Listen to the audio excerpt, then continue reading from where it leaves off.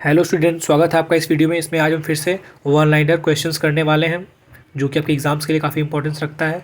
तो उम्मीद करता हूँ आपने उसको देखा होगा अच्छे से और इसे भी देखेंगे। तो आज हम लोग सहकारी समितियों से शुरू करने वाले हैं। अभी तक आपने अगर हमारे चैनल को सब्सक्राइब नहीं किया है तो कर लीजिए और घंटी के बेल आइकन को दबा दीजिए और चैनल को लाइक अवश्य कर दीजिएगा। धन्यवाद। तो आपका पहला वन लाइनर प्रश्न है, भारतीय संविधान के अनुच्छेद 243 जेड जे के अनुसार सहकारी समिति के निर्देशों की अधिकतम संख्या हो सकती है। तो वो है आपकी 21। ठीक है। फिर है, सहकारी संगठन में सदस्यों को मत देने का अधिकार होता है। किसी देने का? तो प्रत्येक सदस्य द्वारा प्रदत्त वित्त ऋण को सम्मिलित करते हुए के अनुपात में। ठीक है। मत देने का जो अधिकार है उसका अनुपात ये है, प्रत्येक सदस्य द्वारा प्रदत्त वित्त और ऋण को सम्मिलित करने हेतु हुए के अनुपात में। अगर आप लोग ऐसे इसको याद करेंगे तो आपको ऑप्शंस एलिमिनेट में डायरेक्ट क्वेश्चंस याद रहेंगे, क्योंकि मैं इसमें आपको ऑप्शन दे नहीं रहा हूँ। तो अगर आपको ये याद होता है तो एग्ज़ाम में आने पर ये सीधे आप कर सकते हैं बिना ऑप्शंस को देखकर कंफ्यूज हुए, क्योंकि ये आपको सीधे सीधे याद होगा। इसमें कोई भी ऑप्शन ऐसा नहीं है जो गलत है, जो सही उत्तर है वही लिखा गया है वन लाइनर में, इसीलिए। अगला है आपका संवैधानिक निकाय, कॉन्स्टिट्यूशनल बॉडी। इससे संबंधित जो भी प्रश्न है आपके वो मैं इसमें हम लोग करेंगे। तो चलिए शुरू करते हैं फटाफट से। निर्वाचन आयोग। ठीक है। भारत के निर्वाचन आयोग से संबंधित कार्य नहीं है इलेक्शन कमीशन। विधानमंडलों के चुनाव के लिए उचित प्रावधान करना। ठीक है। और राज्य विधानसभा का निर्वाचन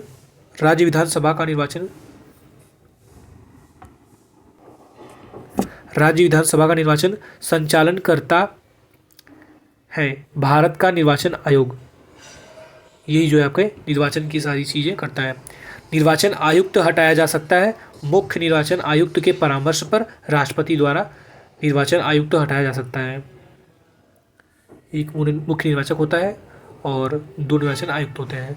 भारत के मुख्य निर्वाचक आयुक्त की पदावधि है 6 वर्ष या 65 वर्ष की आयु तक। जो भी पहले इसमें पूर्ण होगा उसके बाद वो इस्तीफा दे देगा या अपने पद से कहें तो हट जाएगा।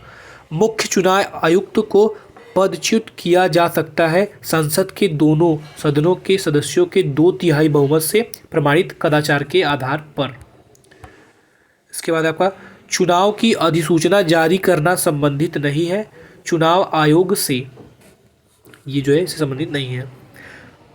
नवयुवकों द्वारा 18 वर्ष की आयु पर मताधिकार का पहली बार प्रयोग किया गया आम चुनाव में 1989 में जो है राजीव गांधी जी ने इसकी शुरुआत की थी। ठीक है।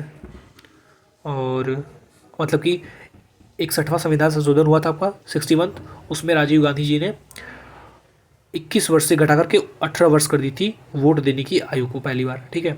इसके पहले 1989 से पहले जो आपका 61वां अमेंडमेंट था उससे पूर्व 21 वर्ष के जो लोग थे वही उससे ऊपर के लोग वो वोट देते थे। उसके बाद उन्होंने संशोधन किया और इसको कम किया। अगला है आपका निर्वाचन आयोग को 3 सदस्यीय आयोग बनाया गया वर्ष 1989 के अंदर। ठीक है। 1989 में। भारत के संचित निधि से लिया जाने वाला अनिवार्य व्यय भार नहीं है। भारत के निर्वाचन आयोग के सदस्यों के वेतन और पेंशन जो है वो आपके संचित निधि से लिया जाने वाला भार नहीं है। जो भी निर्वाचन आयोग के सदस्यों के वेतन है और भत्ते हैं, पेंशन वगैरह, वो सभी आपके संचित निधि से नहीं लिए जाते हैं भारत के। और कोऑपरेटिव फंड देखते हैं। सेकंड है आपका वित्त आयोग, फाइनेंस कमीशन। तो इसमें क्या है, वित्त आयोग का गठन किया जाता है। वित्त आयोग का गठन किसके द्वारा किया जाता है? तो प्रत्येक 5वें वर्ष में इसका गठन किया जाता है। वित्त आयोग का गठन 5वें वर्ष में किया जाता है। केंद्र तथा राज्यों के मध्य वित्त का विभाजन होता है वित्तीय आयोग की संस्तुतियों के आधार पर। इसके बाद आपका राज्य सरकार तथा स्थानीय शासन के बीच राजस्व बंटवारे के लिए उत्तरदायी है राज्य वित्त आयोग। राज्य वित्त आयोग है एक संवैधानिक संस्था, कॉन्स्टिट्यूशनल बॉडी। ओके। भारत के 11वें वित्त आयोग का अध्यक्ष था, कौन था? AM खुसरो, ये जो थे आपके उसके अध्यक्ष थे। उसके बाद आपका 12वें वित्त आयोग ने सुझाव दिया है कि केंद्र और राज्य के राजस्व को घटाकर शून्य करना है। वर्ष कब तक? 2008 से 9 तक इसको करना है शून्य। केलकर समिति संबंधित है। विजय केलकर समिति वित्त विभाग से जो है संबंधित है। इसके बाद 14वें वित्त आयोग का अध्यक्ष था, तो आपके YV रेड्डी जो है इसके अध्यक्ष थे। 15वें के अरविंद पनगड़िया जी थे आपके, और 16वें अभी याद नहीं आ रहा है मुझे। चलो, फिर आपके भारत का नियंत्रण एवं महालेखा परीक्षक, comptroller and auditor general of India, वह वर्ष जब अकाउंटिंग को ऑडिटिंग लेखा परीक्षा से अलग किया गया तथा नियंत्रक एवं महालेखा परीक्षक का कार्य केवल सरकारी लेखा तक सीमित रह गया, तो वो 1976 में ऐसा किया गया था। ठीक है, तब से हुआ ऐसा। फिर है नियंत्रक और महालेखा परीक्षक द्वारा की गई टिप्पणियों पर कार्रवाई करने की प्रथम जिम्मेदारी बनती है किसकी? संसद की। जो भी कार्य उनके द्वारा किया जाता है नियंत्रण और महालेखा परिषद, तो इसका आर्टिकल 153 है। ठीक है, वैसे तो, और मतलब उसके द्वारा ही भारत के नियंत्रण जो है महालेखा परीक्षक उनकी नियुक्ति होती है, तो उस पर टिप्पणी जो कर सकता है वो है संसद।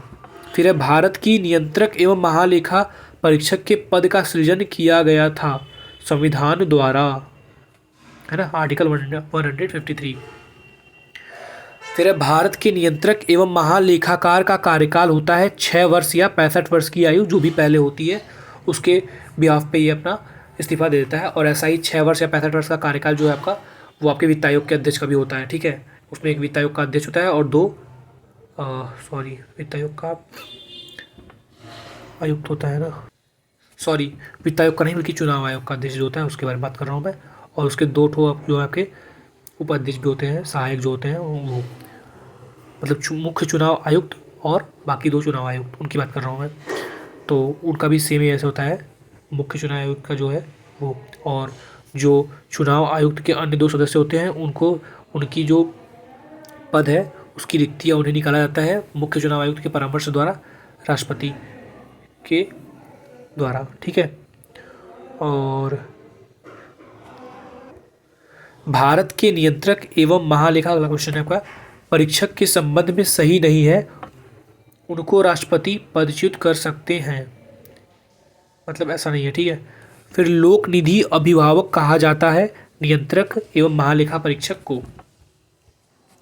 भारत का नियंत्रक एवं महालेखापाल का एक मित्र एवं मार्गदर्शक होता है लोक लेखा समिति। नियंत्रक एवं महालेखा परीक्षक की टीका टिप्पणी पर उचित कार्रवाई करने की अंतिम जिम्मेदारी होती है संसद की, राष्ट्रपति उसे नहीं निकाल सकता। ठीक है, संसद कर सकता है। फिर है संघ एवं राज्य लोक सेवा आयोग, union and state public service commission, तो इसके रिगार्डिंग देखेंगे चीज़ों को हम लोग। भारतीय संविधान का वह अनुच्छेद जो नई अखिल भारतीय सेवा की स्थापना का प्रावधान करता है वो है आपका अनुच्छेद 312। फिर है भारत के संघ लोक सेवा आयोग का गठन किया गया था अनुच्छेद 315 के अंतर्गत, UPSC union public service commission का गठन आर्टिकल 315 के अंतर्गत उसे यूनिफॉर्म किया गया था, गठित किया गया था। फिर है एक अखिल भारतीय सेवा नहीं है भारतीय आर्थिक सेवा। संघ लोक सेवा आयोग, union public service commission, UPSC अपना वार्षिक प्रतिवेदन सौंपता है राष्ट्रपति को, और किसी राज्य लोक सेवा आयोग के कार्यों को इनके अनुमोदन के संघ लोक सेवा आयोग को सौंपा जा सकता है भारत के राष्ट्रपति को। उत्तर प्रदेश लोक सेवा आयोग के व्यय भारित होते हैं राज्य की संचित निधि पर, जो केंद्र सरकार के होते हैं उनकी केंद्र की संचित निधि पर और राज्य की संचित निधि पर। Constitutional fund, contingent. Akhil Bharatiya सेवाओं में सेवा, अगला क्वेश्चन है, श्रेणियां हैं 3 सेवा श्रेणियां हैं आपकी। फिर आपके अनुचित जातियों एवं अनुसूचित जनजातियों हेतु राष्ट्रीय आयोग, national commission for scheduled castes and scheduled tribes.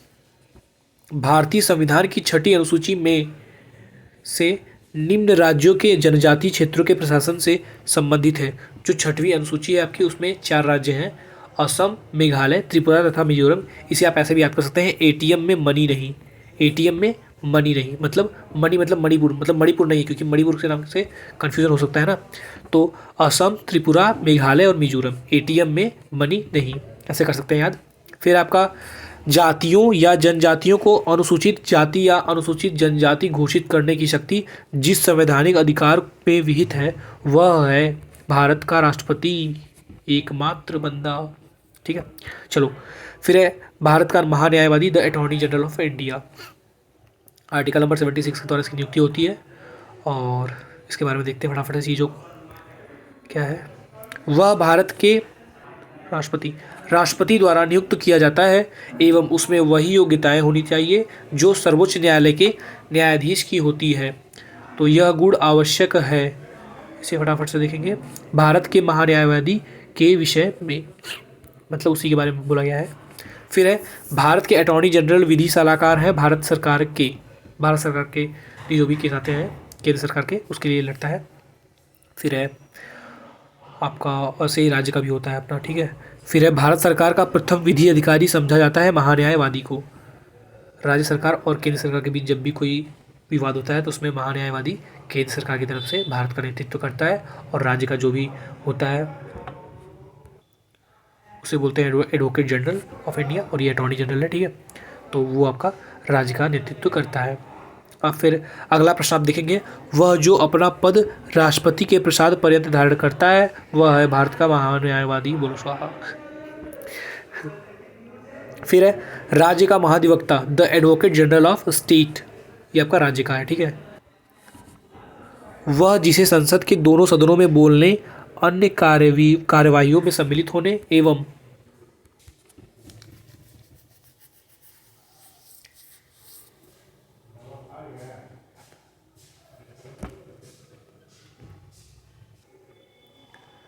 राज्य सरकार का कानूनी सलाहकार है महाधिवक्ता। इसका याद नहीं आ रहा है अभी। और फिर है राजभाषा एवं सेवाएं, इसका हम लोग अभी एक टॉपिक कर लेते हैं, फिर बाकी कल देखेंगे। ठीक है, भारतीय संविधान में भारत की आधिकारिक भाषा से जुड़े प्रावधानों में संसद संशोधन कर सकती है, अपने सदस्यों के साधारण बहुमत द्वारा संशोधन कर सकती है। मिलते हैं आपसे नेक्स्ट वीडियो में, तब तक के लिए बाय।